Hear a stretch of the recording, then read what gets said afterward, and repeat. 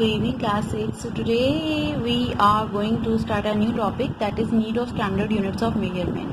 ठीक है बेटा, तो आज हम ये टॉपिक करने जा रहे हैं कि स्टैंडर्ड यूनिट्स की एक्चुअली में ज़रूरत क्या होती है। बेटा देखो, स्टैंडर्ड यूनिट क्या होती है एक्चुअली, हम ना एक पर्टिकुलर अमाउंट जो होता है उसको मान लेते हैं कि ये स्टैंडर्ड है। जैसे कि मान लो ये पेंसिल है, अगर मैं उसको ये मान लूँ कि ये 1 मीटर है, तो अब पूरे वर्ल्ड में इसी को स्टैंडर्ड मान लिया जाएगा और इसी हिसाब से जो है इतनी लेंथ होगी किसी भी चीज़ की तो हम उसे 1 मीटर कहेंगे, डबल होगी तो 2 मीटर, ट्रिपल 3 गुना होगी तो 3 मीटर, ऐसे ऐसे करते रहेंगे। तो यानी ये स्टैंडर्ड हो गया ना। तो इसी तरीके से ये जो जिसको हम स्टैंडर्ड मान लेते हैं उसी को हम यूनिट कहते हैं। क्या कहते हैं? यूनिट, क्योंकि उसी के हिसाब से फिर हम बाकी के मेजरमेंट्स कंसीडर करते हैं। ऐसे ही मान लीजिए यहाँ पे मेरे पास एक टमाटर से भरी हुई थैली है और हमने उसको कह दिया कि भाई वो 1 किलोग्राम है, ठीक है ना।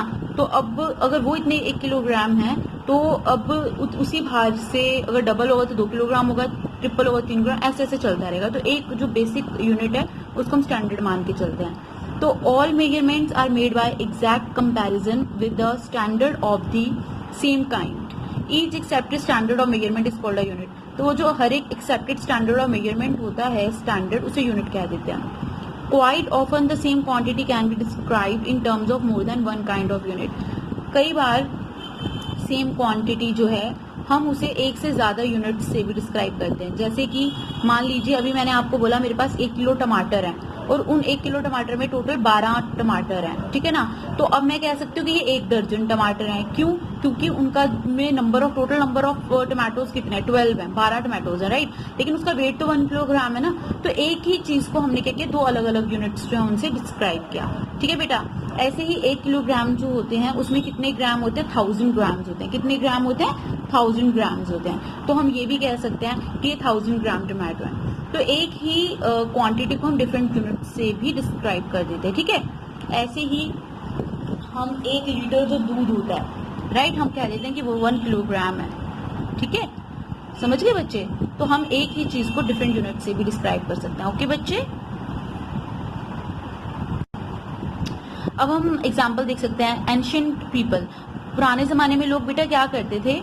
They measure length by comparing the length of the object with the length of certain body parts such as palm, the hand span, footstep, cubit, the length of the outstretched arm from the chin. These were used as units of length. पहले के time में बेटा ये standard forms नहीं थी, तो लोग क्या करते थे, एक अप्रोक्सीमेट तरीका अपनाते थे मेजरमेंट के लिए, ठीक है। जैसे कि आप ये देख सकते हो, हमने लास्ट क्लास में भी किया था, ये हैंड स्पैन, इसकी मदद से मेजरमेंट कर लेते थे। या फिर ये देख सकते हो आप फुट की मदद से भी मेजरमेंट कर लेते थे, ठीक है बेटा। और ये देख रहे हो 1 कदम, ये जो 1 कदम है ना, यहाँ इसकी ये जो टो है, ये जो पैर का अंगूठा है, इसका पॉइंट और इसका पॉइंट, यहाँ तक का जो डिस्टेंस है वो क्या कहलाता था? ये एक जो पेस है इसे कहते थे 1 यार्ड, इसे 1 यार्ड मान लिया करते थे, ठीक है। समझ रहे हो? अब आप ये देख सकते हो यार, इनका जो 1 कदम है वो अलग हो सकता है एक बच्चे के, या एक जिस इंसान की हाइट छोटी है उसका अलग हो सकता है और बड़ी का कम ज्यादा हो सकता है। तो बेटा इसलिए ना ये वो नहीं है, एक्यूरेट नहीं है, इसीलिए हमें स्टैंडर्ड फॉर्म अपनानी पड़ी। ऐसे आप देख सकते हैं, ये हमने लास्ट क्लास में ये भी किया था, ये जो है एल्बो से लेकर हैंड तक, ये किया था ना, क्यूबिट, इसको भी अपनाते थे मेजरमेंट के लिए।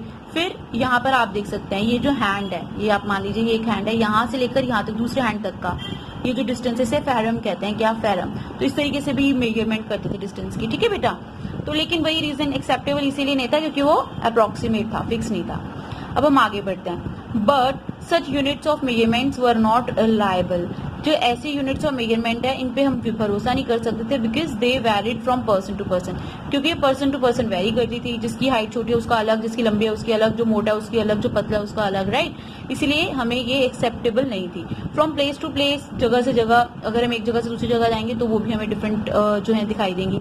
And were affected by the local condition. Local conditions, कौन सी जगह कैसी है, वहाँ की ज्योग्राफी कैसी, उस हिसाब से अलग हो जाएगा। जैसे पहाड़ों पे अगर ये नापा जाए अलग होगा, लैंड पे नापा जाए अलग होगा, है ना। As the time passed, each country developed its own system of units. तो जैसे जैसे आगे टाइम बढ़ा, हर एक कंट्री ने अपना ही एक अलग सिस्टम बना लिया यूनिट एंड मेजरमेंट का। लेकिन अब इससे भी कंफ्यूजन होती थी कमर्शियल डीलिंग्स में। जब इंटरनेशनल जो बिजनेस होता है, इंटरनेशनल ट्रेड होता है, तो एक कंट्री का अलग पैमाना है मेजरमेंट्स को मेजरमेंट्स के लिए, दूसरी कंट्री का अलग, तो इसलिए प्रॉब्लम आती थी। कमर्शियल मतलब व्यापारिक, ठीक है ना। तो the same quantity would appear different to different people. तो सेम क्वांटिटी थी, वो अलग अलग लोगों के लिए अलग अलग थी, ठीक है ना। तो इसीलिए हमें एक स्टैंडर्ड फॉर्म अपनानी पड़ी जो पूरे वर्ल्ड में सेम है, ठीक है बेटा। अब हम देखेंगे वो क्या था। हाँ जी बेटा, तो आप यहाँ देख सकते हैं, for proper dealing each measurement must be that same for everybody. अब प्रॉपर डीलिंग के लिए बेटा क्या जरूरी था कि हर एक मेजरमेंट जो है वो सेम हो सभी के लिए, राइट। दस the need for uniformity in measurement was arised. इसीलिए हमें यूनिफॉर्म मतलब सेम मेजरमेंट जो है उसकी जरूरत महसूस हुई। The unit that could be used everywhere as a basic unit of measurement is called a standard unit. तो वो यूनिट जिसको हम हर जगह यूज कर सकते थे as a basic unit of measurement, उसी को क्या कहा गया है, स्टैंडर्ड यूनिट, ठीक है बेटा। तो आई होप आपको क्लियर हो गया स्टैंडर्ड यूनिट क्या होता है, ठीक है। A standard unit is a standard measure that has some definite and convenient quantity in it so that it remains the same whenever, by whoever and wherever it is used. It helps to reproduce a certain quantity accurately and understand the meaning of a measured quantity. बेटा देखो, standard unit जो है ये वो standard major है जिसका कि एक डेफिनेट और कन्वीनियंट जिसमें क्वांटिटी होती है, एक फिक्स क्वांटिटी होती है, क्लियर ना। तो स्टैंडर्ड यूनिट क्या है, वो एक स्टैंडर्ड मेजर है जिसमें एक फिक्स, जैसे मैंने आपको पेंसिल का एग्जांपल दिया, डेफिनेट और कन्वीनियंट क्वांटिटी होती है जिसको हम ऐसे जाके रख देंगे कि ये आज से 1 मीटर है, इस हिसाब से सारी क्वांटिटीज मेजर करेंगे, ठीक है ना। ये मैंने आपको एक सिंपल एग्जांपल दिया, ठीक है। तो so that it remains the same, ताकि वो हर किसी के लिए सेम हो, जब भी, कोई भी, वेन एवर, कभी भी, हु एवर, कोई भी, वेयर एवर, कहीं भी उसको यूज करे। तो आप चाहे अब अमेरिका जाओ, अफ्रीका जाओ, जापान जाओ, लंदन जाओ, कहीं भी चले जाओ, हर जगह एक फिक्स जो है इंटरनेशनली एक्सेप्टेड है कि ये 1 मीटर है तो हर जगह 1 मीटर ही है, ठीक है बेटा। ऐसा नहीं कि यहाँ कुछ है, वहां कुछ है, इंडिया में कुछ है, जापान में कुछ है, चाइना में कुछ है, ठीक है बेटा, और अमेरिका में कुछ है, हर कंट्री में सेम है वो standard form. It helps to reproduce a certain quantity accurately. तो इससे हमें क्या मदद मिली, इससे ना हम जो सर्टेन क्वांटिटी, फिक्स क्वांटिटी, उसे एक्यूरेटली रिप्रोड्यूस कर सकते हैं, उसे समझ सकते हैं, और जो उस मेजर्ड क्वांटिटी है उसको अंडरस्टैंड कर सकते हैं। अब मान लीजिए हम अमेरिका चलते हैं, हमें वहां पर अगर 1 kg अनियन लेने हैं तो वो भी सेम उतने ही होंगे जितने आप इंडिया में ले रहे हो, तो सेम ही मेजरमेंट होगा। ऐसा नहीं कि आप यहाँ से जो पढ़ लिख कर गए वहां जाके बदल जाएगा, ऐसा नहीं होगा, सेम ही होगा, ठीक है बेटा। In 1960, the General Conference of Weights and Measures recommended a common system called International System of Units. 1960 में बेटा क्या हुआ, एक general conference weights and measures की उन्होंने रेकमेंड किया, यानी कि हमें जो है उस बारे में हमने उससे अवगत कराया, बताया कि एक कॉमन सिस्टम है जिसका नाम है इंटरनेशनल सिस्टम ऑफ यूनिट, जिसका SI यूनिट सिस्टम कहते हैं शॉर्ट में। It has been accepted by the scientist of all over the world. ये जो है पूरे वर्ल्ड के सभी साइंटिस्ट जो है उनके द्वारा एक्सेप्ट किया गया, जो कि अब आप पढ़ते हैं, और भगवान ने चाहा आगे जाकर आप में से कोई साइंटिस्ट बनता है तो आप इसी तरह से कुछ न्यू जो है थ्योरीज लाते रहेंगे, और जो है इसी तरीके से साइंस मैथ्स में हेल्प करेंगे अपनी कंट्री की, ठीक है। तो सिंप्लीफाई करेंगे स्टडी को। It has been accepted by the scientist of all over the world for the sake of uniformity. तो सभी साइंटिस्ट के द्वारा ये एक्सेप्ट कर लिया गया यूनिफॉर्मिटी के लिए, ताकि हम सबके लिए सेम टू सेम हो, इक्वल हो, कोई भी किसी तरीके की कंफ्यूजन ना हो, ठीक है बेटा। और in India the national physical laboratory in New Delhi maintains the standard of SI unit. अब इंडिया में क्या हुआ, जो नेशनल फिजिकल लेबोरेटरी है हमारी जो न्यू दिल्ली है, वहां पर हमारी कैपिटल में नेशनल फिजिकल लेबोरेटरी है, वो ये स्टैंडर्ड यूनिट्स जो है मेंटेन करती है। यानी कि जो 1 मीटर किसको हमने कंसीडर किया हुआ है, ये हमारी लैब में आपको मिल जाएगा। ऐसे हमारी नेशनल लैब है, ऐसे ही इंटरनेशनल लैब है, ठीक है बेटा। And calibrate the national standard of weight and measure. और इसी तरीके से उन्होंने कैलिब्रेट मतलब उससे इक्वेट किया हुआ है, जो पूरे इंटरनेशनली एक्सेप्टेड है ना, उनसे कैलिब्रेट, उनके बराबर के यहाँ पर जो है वो रखे हुए हैं, मेजरमेंट्स रखे हैं कि इतना 1 kg है, इतना 5 kg है, इतना 1 लीटर है, इतना 1 मीटर, इस टाइप से, ठीक है बेटा। तो आई होप ये आपको क्लियर हो गया, ठीक है। अब बच्चे, अब हम डिटेल में पढ़ने वाले हैं SI यूनिट ऑफ लेंथ के बारे में। लेंथ यानी कि लंबाई, उसकी SI यूनिट के बारे में। तो अब क्या होता है, length refers to the distance between any 2 points और places.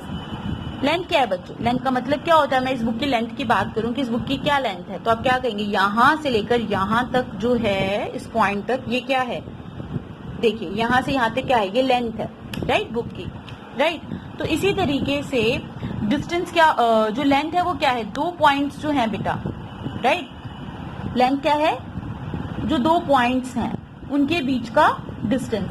The SI unit of length और डिस्टेंसेस, जो एसआई यूनिट है लेंथ या डिस्टेंस की वो क्या है, metre. The symbol of metre is m. Small form में हम जो सिंबल है वो हम एम यूज करते हैं मीटर के लिए। Quite often we have to measure larger और स्मॉलर लेंथ एंड डिस्टेंस। ज्यादातर बेटा हमें क्या करना पड़ता है, जो छोटे लेंथ और डिस्टेंस होते हैं उनको मेजर करना होता है। तो इन सच केसेस वी यूज बिगर और स्मॉलर, तो उस हिसाब से हम बड़ा या छोटा यूज कर लेते हैं यूनिट ऑफ लेंथ या डिस्टेंस, राइट।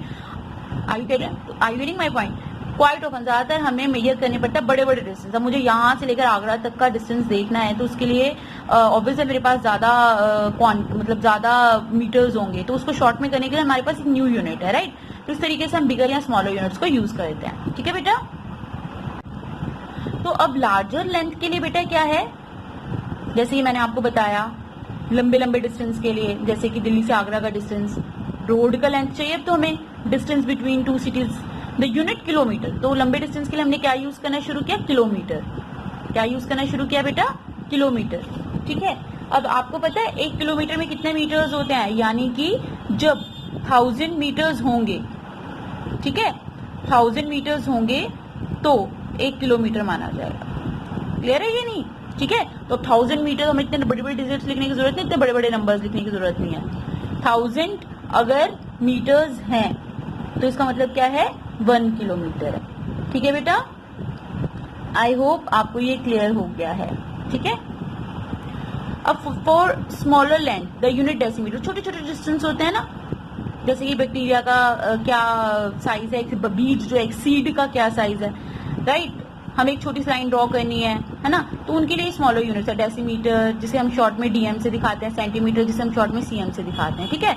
सेंटीमीटर जो है बेटा, यहाँ पे सीएम चीफ मिनिस्टर नहीं है बेटा, सेंटीमीटर जो है शॉर्ट फॉर्म जो है सेंटीमीटर की वो है, C for centi, me for metre, ठीक है। Centimetre is a convenient unit for measuring length of pencil. Centimetre ना बेटा सबसे बेस्ट है पेंसिल की मेजरमेंट के लिए। अब आप ये पेंसिल देख रहे हैं, ये कितनी होगी आपके हिसाब से अप्रोक्सीमेट, चलो देखते हैं। हाँ जी बेटा, तो ये हमारी पेंसिल है यहाँ पर, ठीक है, और ये हमारा स्केल है। अब हम देखते हैं कि क्या लेंथ है हमारी पेंसिल की।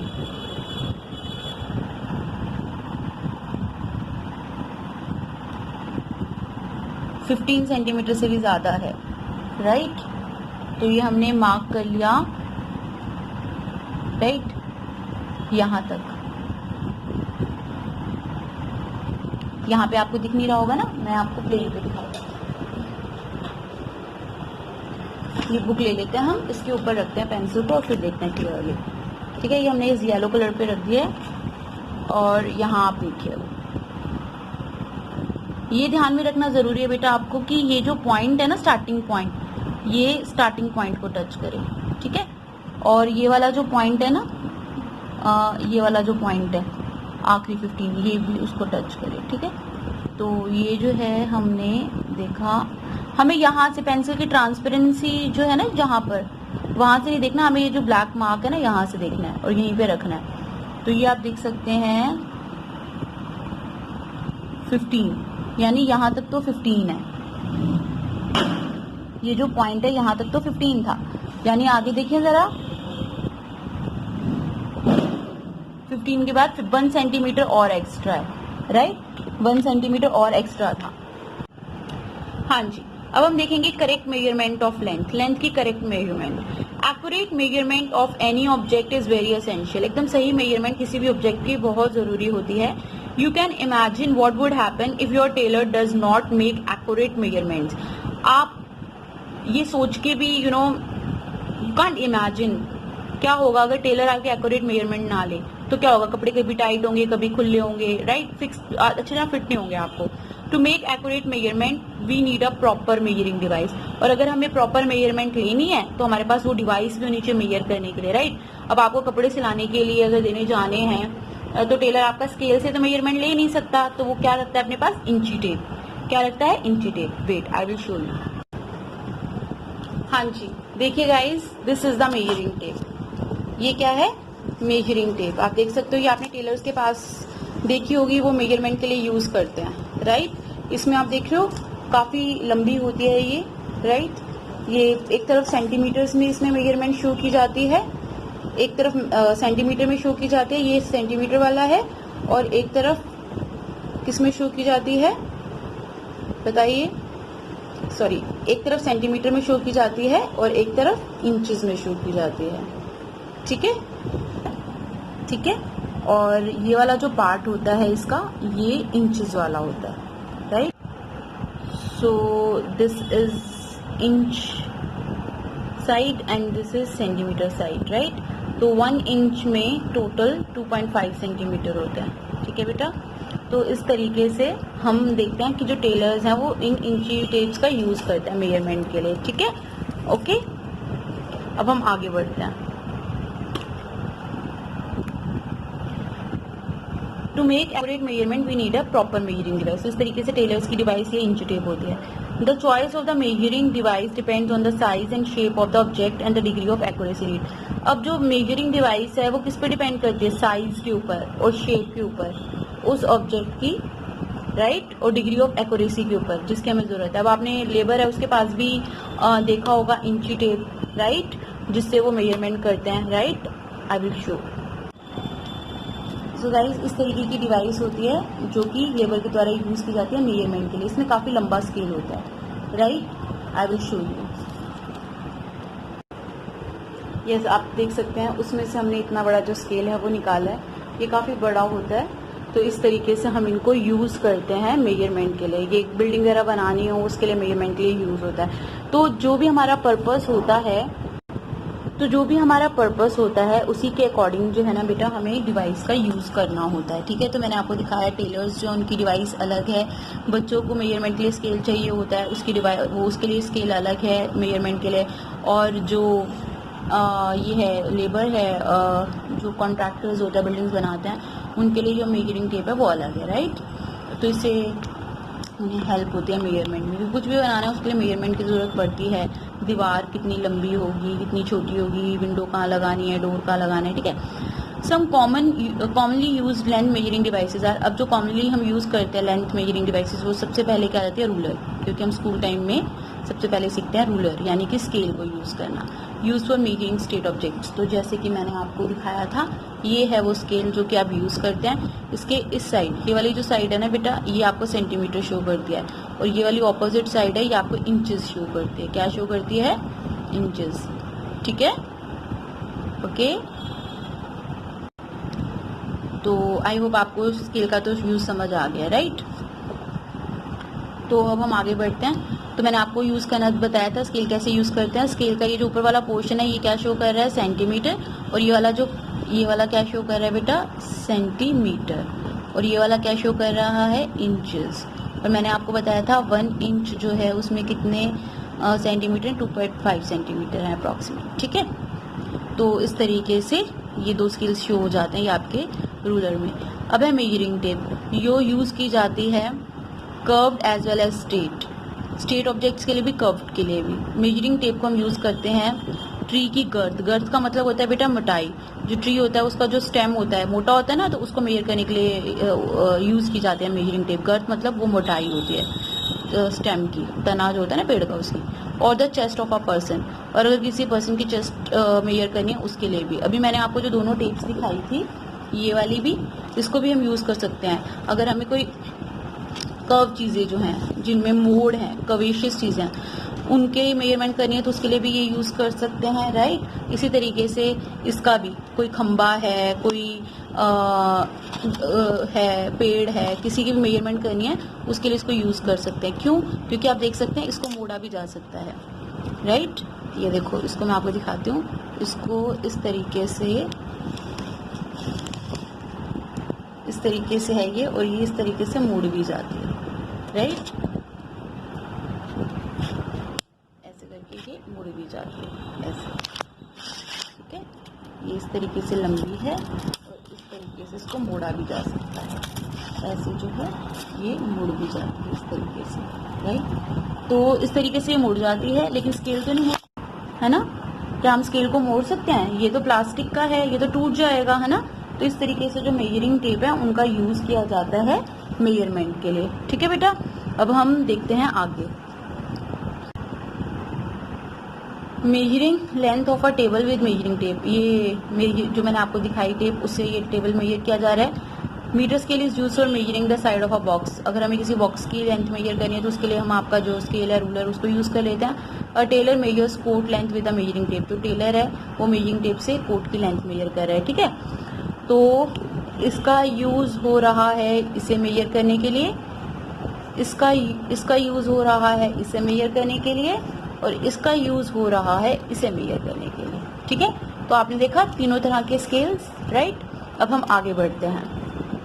To measure the length of an object accurately, अगर हमें किसी भी ऑब्जेक्ट, किसी भी चीज़ की मेजरमेंट एक्यूरेटली करनी है, follow the instructions given below, हमें फॉलो करनी होंगी नीचे जो इंस्ट्रक्शंस दी हुई हैं।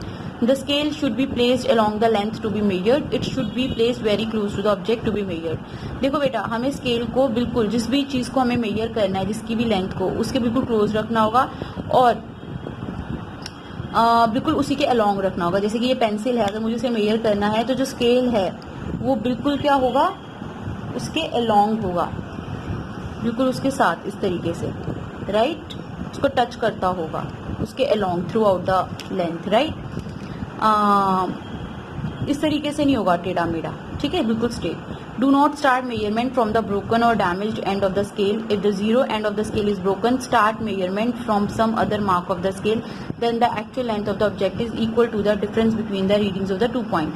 अगर मान लीजिए बेटा कि ये जो स्केल है ये टूट जाए और मेरे पास कोई और स्केल नहीं है और मुझे मेजरमेंट भी अभी करनी है, इमरजेंसी है, तो क्या होगा? तो आप क्या कर सकते हैं कि मान लीजिए यहाँ तक, ये 8 तक टूटा हुआ था, तो हम क्या कर सकते हैं, हम 8 सेंटीमीटर से शुरू कर सकते हैं। फॉर एग्जाम्पल ये पेंसिल ही है, मुझे इसको मेजर करना है, छोटी वाली ले लेते हैं इस बार। ये पेंसिल है हमारे पास, स्मॉल पेंसिल। अब हमें इसकी लेंथ मेजर करनी है, राइट। तो और ये स्केल टूटा हुआ है मान लीजिए, ठीक है, तो मैं उसको मेजर कर रही हूँ और ये यहाँ से टूट गया है, 8 सेंटीमीटर से ही है ये, और मुझे सिर्फ इसका पिंटेड पोर्शन ही मेजर करना है। तो मैंने इसके अलोंग रखा और ये जो लंबी वाली लाइन है 8 की, यहाँ पर रखी और इसको टच किया, राइट।